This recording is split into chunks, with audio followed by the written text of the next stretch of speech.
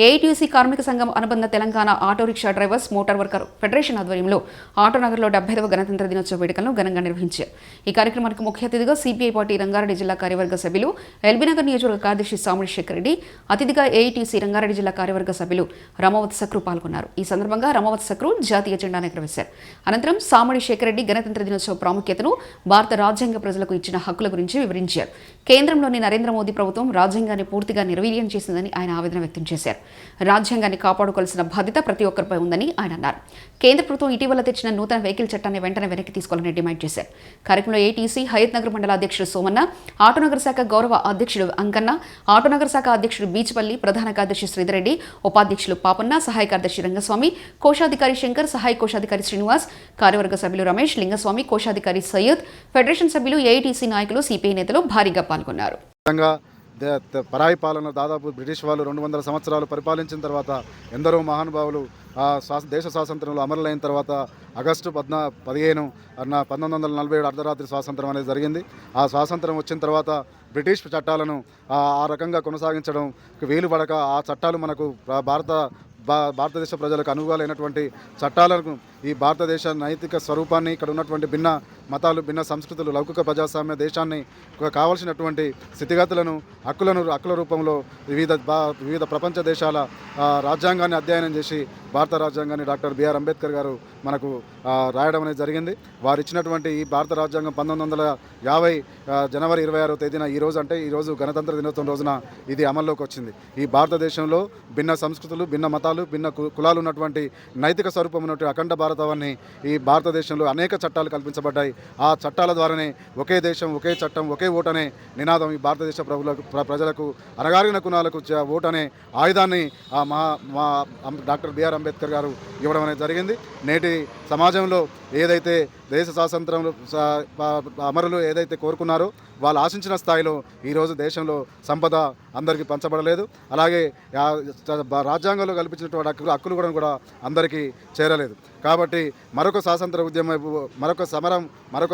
ఉద్యమం చేయాల్సిన ఆవశ్యకత ఉంది. ఎందుకంటే లౌకిక ప్రజాస్వామ్యంలో మతానికి తావులేదు. మతం అనేది వ్యక్తిగతం.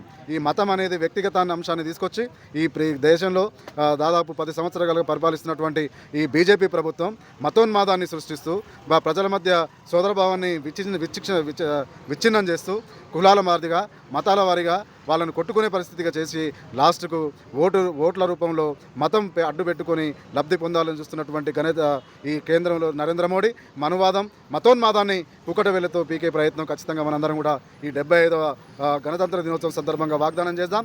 వాళ్ళు ఏదైతే రాముని పేరుతో మరొకసారి లబ్ధి పొందాలని ఏదైతే ఆయన కల్పించినటువంటి, ఆయన మొదటిసారి రాగానే ప్రతి అకౌంట్లో 15 లక్షలు, అలాగే 2 కోట్ల ఉద్యోగాలు, దాంతోపాటు నోట్ల రద్దు, దాంతోపాటు కరోనా వచ్చినప్పుడు ఆయన వివరించిన తీరు దేశానికే సిగ్గు తలవంచుకునేదిగా ఉన్నటువంటి అంశం. ఈ నరేంద్ర మోడీ వచ్చిన తర్వాత పూర్తి స్థాయిలో మఠాధిపతులే ఈ నరేంద్ర మోడీ యొక్క పాలనను వ్యతిరేకిస్తున్నారు. కాబట్టి మతం అనేది వ్యక్తిగతం. మణిపూర్లో జరిగిన ఘటనలు కూడా ఈ దేశంలో ఉన్నటువంటి ప్రజలందరూ కూడా కళ్ళు తెరవాలి. ఈ మతోన్మాదం ద్వారా మనకు రాజ్యాంగ హక్కులు కల్పించబడాయి. ఈ మతం అనే దాన్ని మనం తీసేస్తేనే లౌకిక ప్రజాస్వామ్య, గణతంత్ర, సౌభ్రాతృత్వం ఉన్నటువంటి భారతదేశాన్ని, అఖండ భారతాన్ని మనం స్థాపించుకోవాలని చెప్పి మన ప్రజలందరినీ కూడా మేల్కొల్పే విధంగా ఉండాలని చెప్పేసి కోరుకుంటూ, అలాగే ఈ బీజేపీ ప్రభుత్వం వచ్చిన తర్వాత 2024 నూతన మోటార్ వెహికల్ చట్టం ఏదైతే చట్టం ఉందో ఆ చట్టాన్ని ఈ భారతదేశంలో ఉన్నటువంటి ప్రతి వాహనదారులు, డ్రైవర్స్ కానీ, అలాగే ఓనర్స్ కానీ, ప్రజా రవాణా చేస్తున్నటువంటి వెహికల్స్లో ఉన్న ప్రతి ఒక్కరు కూడా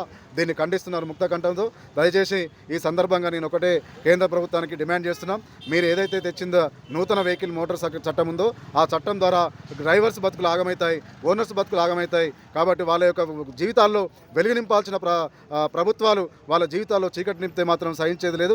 అందుకే ఇప్పుడైనా గుర్తెరిగి ఈ నూతన వాహన వెహికల్ చట్టం ఏదైతే ఉందో 2024 దాన్ని రద్దు చేయాలని ప్రభుత్వాన్ని డిమాండ్ చేస్తూ, కాంగ్రెస్ ప్రభుత్వం ఏదైతే హామీలు ఇచ్చిందో ఆ హామీలన్నింటినీ కూడా ఖచ్చితంగా అమలు చేసి ఈ తెలంగాణను ఒక అభివృద్ధి ఉన్నతపరమైనటువంటి పదంలో తీసుకుపోవాలని చెప్పి ఆ రకంగా డాక్టర్ బిఆర్ అంబేద్కర్ కల్పించినటువంటి హక్కులన్నింటినీ కూడా ప్రతి ఒక్కరికి సమానంగా పంచబడాలని భారత రాజ్యాంగం జోలికి వస్తే ఖబర్దార్ అటు నరేంద్ర మోడీని సహించేది లేదని చెప్పి ఈ సందర్భంగా తెలియజేసుకుంటూ కోరుకుంటూ ఈ అవకాశం కల్పించినటువంటి ఆటోనగర్ ఆటో ట్రాలీ యూనియన్ సభ్యులందరూ కూడా పేరు పేరున విప్లవాది రెడ్ సెల్యూట్ తెలియజేసుకుంటూ మీ అందరికీ కూడా మరొకసారి 75వ గణతంత్ర దినోత్సవ శుభాకాంక్షలు తెలియజేసుకుంటున్నాను.